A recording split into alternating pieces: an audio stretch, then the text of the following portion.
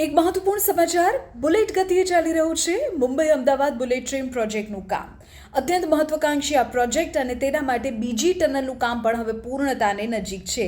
જે પ્રકારની જાણકારી મળી રહી છે તે અનુસાર પાલઘરમાં બીજી ટનલનું જે કામ ચાલી રહ્યું હતું તે હવે બસ પૂરું થવામાં છે। 454 મીટર લાંબી 14.4 મીટર પહોળી ટનલનું કામ જે છે તે અત્યારે ત્યાં ચાલી રહ્યું છે, પૂરજોશમાં ચાલી રહ્યું છે અને બસ હવે પૂરું થવાને આરે છે।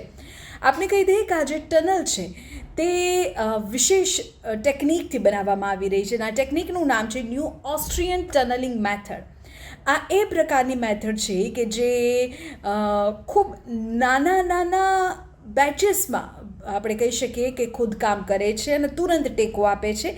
પર્વતીય વિસ્તારોમાં આ પ્રકારની ટનલ જ્યારે બનાવવામાં આવે ત્યારે આ મેથડનો ઉપયોગ થાય છે કે જેથી આસપાસની અન્ય જે જમીન છે તે ધસી ન પડે।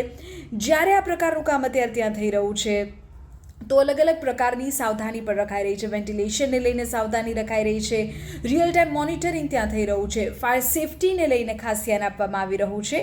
તો બીકેસી અને શિલફાટા વચ્ચેની જે 21 કિલોમીટર લાંબી ટનલ છે તેની કામગીરી પણ અત્યારે પ્રગતિમાં છે। ગુજરાતથી મહારાષ્ટ્ર જવું, અમદાવાદથી મુંબઈ જવું હવે ખૂબ સરળ બનશે। અત્યારે અલગ અલગ સાધનો છે પરંતુ બુલેટ ટ્રેન એક એવો મહત્વાકાંક્ષી પ્રોજેક્ટ કે જેને લઈને છેલ્લા ઘણા સમયથી સતત કામગીરી થઈ રહી છે। જો કે ક્યારેક વચ્ચે ઘણી રૂકાવટ પણ આવી, ક્યારેક જે પ્રકારે જમીન સંપાદનને લઈને કામ હોય કે પછી ક્યારેક સરકારી નીતિ નિયમો વચ્ચે નડતા હોય, પરંતુ અત્યારે માહિતી મળી રહી છે તે અનુસાર પાલઘરમાં પર્વતીય વિસ્તારમાં જે ટનલ બનાવવાનું કામ હતું તે હવે બસ પૂર્ણતાને આરે છે।